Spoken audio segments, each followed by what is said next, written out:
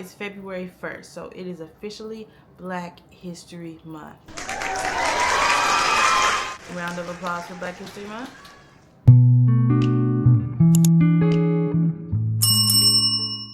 Hey guys, welcome back to my YouTube channel. Listen, as I'm filming this today, it is February 1st, so it's Black History Month officially. But before we get into our February content, before we transition and switch gears, we need to put January's reads in a little bow. We need to wrap it up. We need to put it to rest because, spoiler alert, January reads were not good. There are 27 books this month, and of the 27, 11 of them were 2 stars or less. Ooh. So let's just jump right in. Let's talk about them. I'll give you some quick thoughts, star rating, spice rating, page length, all the good things about the books, and you decide whether you read them or not. The first book I read this month was The Favorites by Lane Fargo. I gave this book 4 stars. Now, I saw people raving about this book, comparing it to Daisy Jones and the Six, or with that Taylor Jenkins Reid type writing style and production. Although I personally thought it was a little bit more like Carrie Soto, but still seeing the similarities to TJR. And production-wise, audio production-wise, sure, maybe. Like, there was the interview aspect. There was a couple growing in fame and like told through multiple perspectives over time. But personally, for me, if you are going to compare a new book to a book that's already like well established and loved, it better be just as good, if not better than that book. And I don't think I can say that The Favorites was better than either Daisy Jones and the Six or Carrie Soto. I think there's a thin line between what makes characters in these type of stories likable, like as far as their actions, things that they can do, things they can get away with, that makes them, again, likable. And if you cross that thin line, you're not gonna get a 5 stars from me. And Kat and Heath, they were below that line. They were just toxic. And not in a good way. Sometimes you like to read toxic back and forth. These two just simply weren't it for me. So after The Favorites, I read The Cat Down the Block and The Anaconda Downstairs by Amy Award. Now, I gave The Cat Down the Block 3 stars, which is probably generous, and I gave The Anaconda Downstairs 2 stars. Both of these books are fat positive romances where the main character gets her very own cocky Kingman, football star basically, and it's just a big family of brothers and one sister that play sports and fall in love. Now, initially, the first book, I gave it 4 stars, and I was like, oh, this is going to be my new Bergman's Brothers by Chloe Leese to, you know, supplement that need and that longing for the Chloe Leese series. But I fear that these series cannot be compared. The Bergman Brothers is the superior series, and the Cocky Kingmans is slowly falling down here. And I don't know why I keep giving this series a chance. After the first book, each book got worse, but yet I was like, oh, just give it a chance. I'm done now. We're done with the series. If you watched my 2025 bookish goals video, you know how I feel about this book. I'm not gonna harp on it much here. 2 stars. Would I recommend? No. Save yourself the time.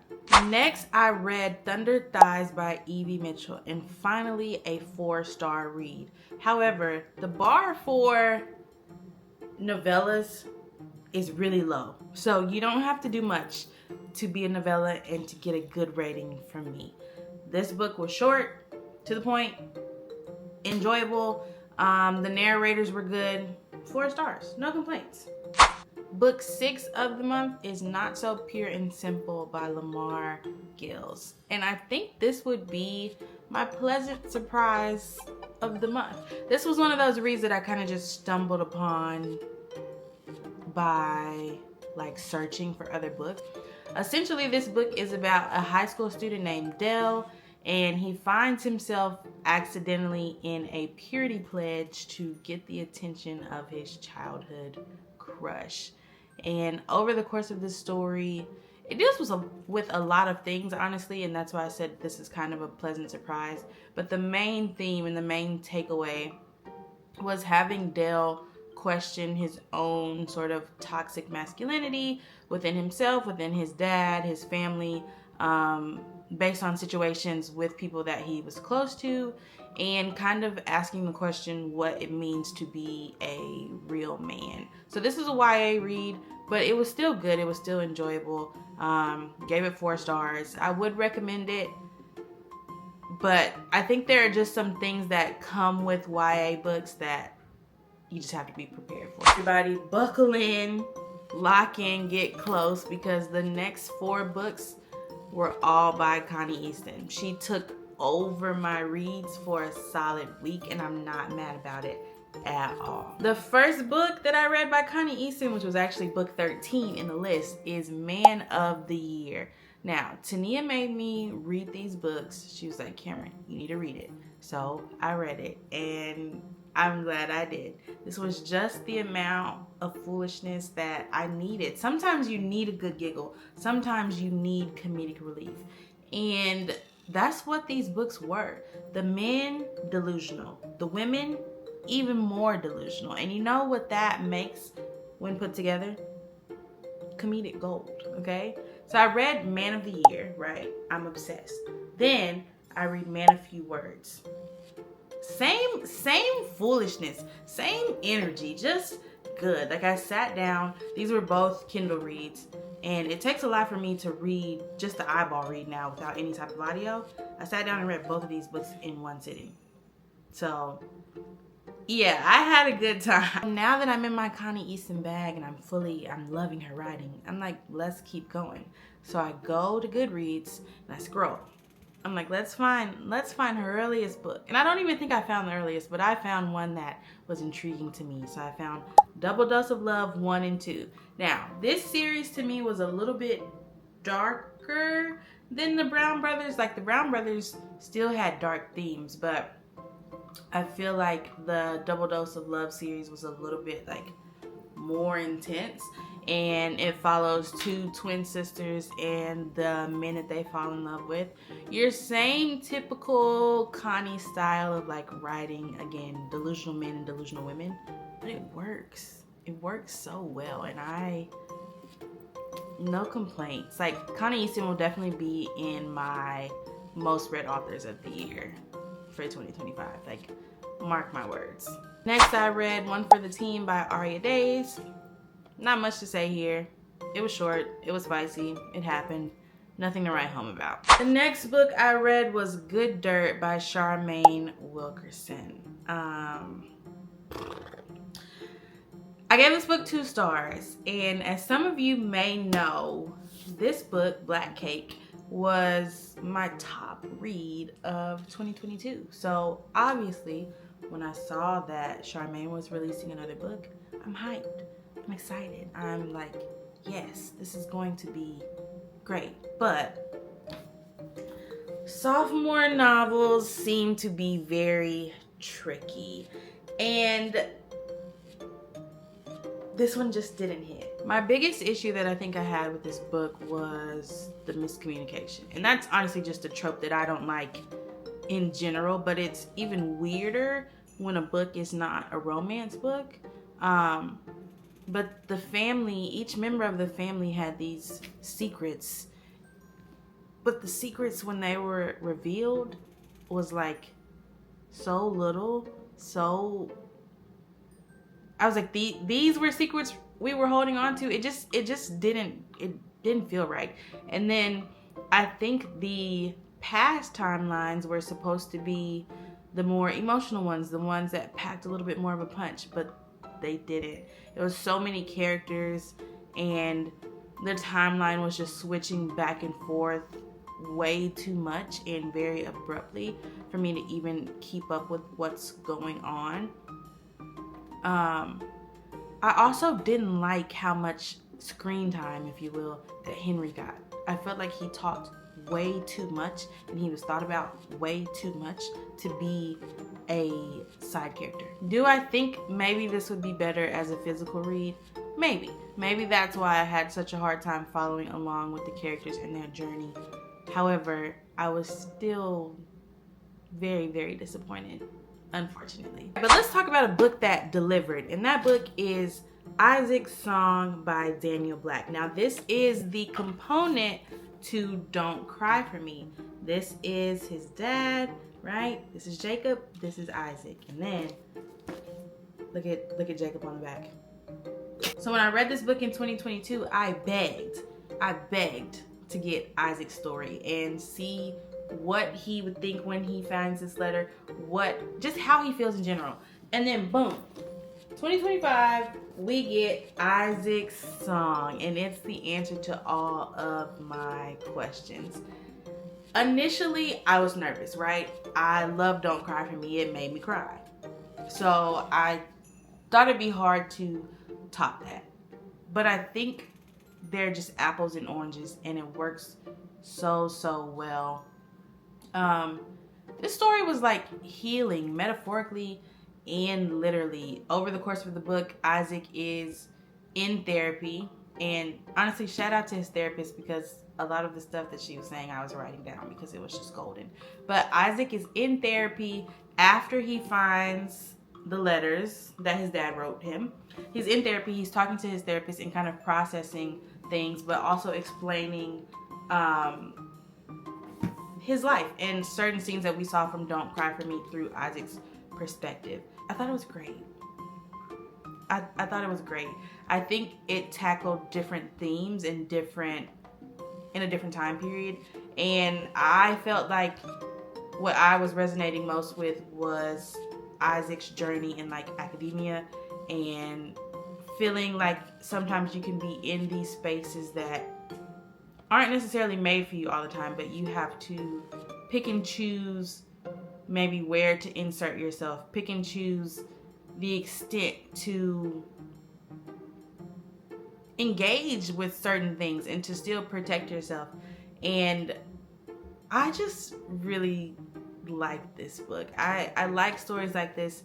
I mean, another book that tackles racism and homophobia and misogyny and explains it in perspectives that you might not think of before. Definitely recommend this book. And you have to read Don't Cry For Me first so you can get the full experience. Or maybe even try reading Isaac's Song first and then going back and read Don't Cry For Me. I don't know, but they both need to be read. They're both important and they're both great. Book 20, We Used to Live Here. I gave this book 2 stars, and I heard that this started out as a short story, and unfortunately it probably should have stayed that way because only a short amount of the story was good. Yeah, I threw on an extra star though because it kind of reminded me of The Silent Patient, and you have to respect that. Another 2-star read, and honestly, I don't know why I expected any better. I read the first book by this author and I didn't like it, so I guess I was being optimistic going into book 2, thinking that something would be better. Not really. Miri is this archaeologist, and she is searching for this lost city, right? Like, she's looking for this city. She knows that finding this lost city will bring her some recognition that it seems to be hard to get as an archaeologist. Then entered the male main character, Rafa, and his whole goal is to throw Miri off of the trail to the lost city because something about his family lore is protecting this lost city and not letting people find it. Okay, I'm intrigued. That sounds interesting, but that's about where the interestingness drops. So in theory, this author writes women that should be strong, independent, and fearless. But halfway through the book, they become spineless little slops that follow around after men. And I hate that. I hate that. That's not the vibes that I'm expecting from this type of book. An adventure romance? No. Oh, finally, another 5-star read amongst these duds. I read Where We Found Our Home, I think. Where We Found Our Home. Yes, that's the title, by Natasha Bishop. And I have been sleeping on Natasha Bishop for too long, but I'm awake now, okay? I'm locked in now. This book was perfect. Romantic suspense, spice, love. Okay, next book I read was Definitely Better Now by Ava Robinson. I would say this book is a slow start, but a good finish. I wasn't necessarily too intrigued at the beginning, but I think towards the middle, I really started to enjoy Emma as a character, her development, her growth with her sobriety, and her relationship with people around her, both new relationships and old relationships. So I think it was an objectively good read. Next book I read is Beautiful Ugly by Alice Feeney, and I have a complicated relationship with Alice, okay? Even when I rate her books low, I still can't bring myself to think they're bad. But let me tell you why. When I first got back into reading, I read Rock, Paper, Scissors by Alice Feeney, and I loved it. I gave it 4 stars. It's like an auto recommend book for me. If somebody asks me for a thriller, I'm either saying The Silent Patient or Rock, Paper, Scissors. So I kind of always want to root for Alice's writing. However, every book that I've read by her after that just hasn't been good. So I'm starting to think maybe I need to rethink the way that I think about her books, and that's okay. So this book here, Beautiful Ugly, is about this husband that is an author and his wife that goes missing, and he works to kind of uncover why his wife went missing. Now, in my review, I think I gave this initially 4 stars, but over the course of a week, I have come back and taken off 2 stars because this is a 2-star book. I think I said in my review that it reminds me of Don't Worry, Darling, plus The Fury by Alex Michaelides, and that's still true, but just not executed well. I also read Good Girls Love Thugs 1 and 2 by Siobhan Latrice, and I can't rate these books for one. Well, honestly, for many reasons. The biggest ones, there were so many characters in these books. Like, there are 4 main couples, and they all get a POV. Both the female main character and the main character. That's a lot of POVs, and that's just the main cast, right? And then you have multiple other people popping in and out, beat bopping in and out. That's too many people for me to remember, and I'm not going to remember them. So I was confused half of both books. And then there's just some certain things that I personally don't want to read about in a book, even though this book is considered a hood romance. I don't want to read it. So unrated for this series, probably won't read the rest. Next book I read is Keep Me by Sarah Kate, and my mom bought me this book because it matches my pajamas, but if only matching my pajamas was enough to be a good read. Thanks, Mom, for the book, but the inside wasn't that good. Next book I read was Beautiful Broken Love by Shanora Williams. I gave this book 3 out of 5 stars, and we'll say 2.87 on the spice scale.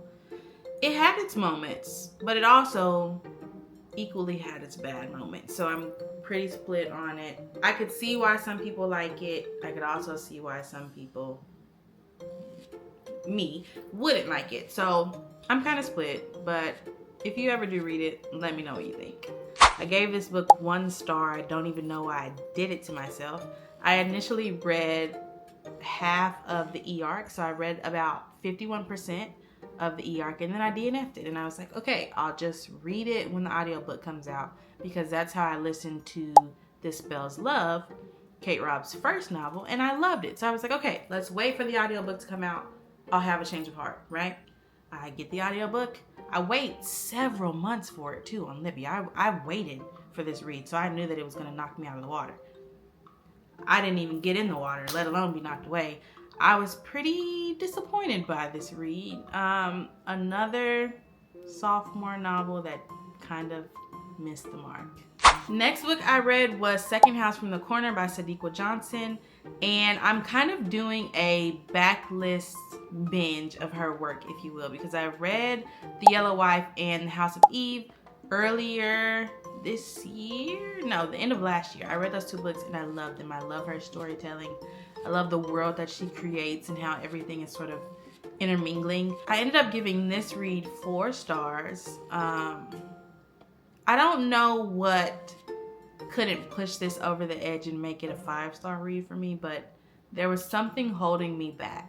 This story is about Felicia, and she is a mother that has 2 kids, and she's married, and she's kind of in this ideal life, but you find out over the story that she's hidden things from her husband, and her past is kind of slowly coming back and infiltrating this new life that she worked so hard to create. And she's kind of a character that you hate to love, right? Like, the more that I think about it, I really did enjoy the book. The reason that I don't think it could get 5 stars for me was because I think there were some aspects that could have been wrapped up in a nice little bow, and instead we're just left untied.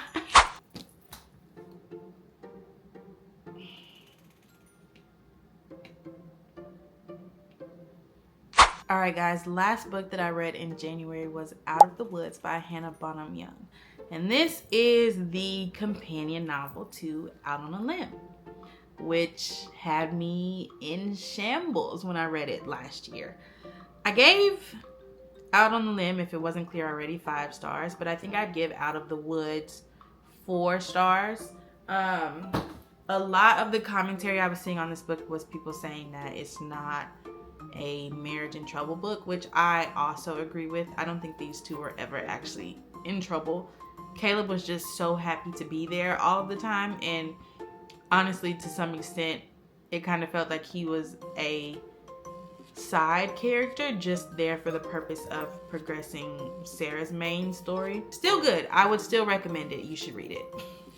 Alright guys, that is a wrap on my January wrap up. See what I did there? See what I did there? Hits and misses this month for sure. And let's hope that February brings more 5-star reads. But until we see the February wrap up, make sure that you're subscribed to my channel. Make sure you like the video and follow my social medias that are in the description down below so you can see what I'm reading in real time. Thanks for hanging out with me for this January reading wrap up, and I'll see you in the next video.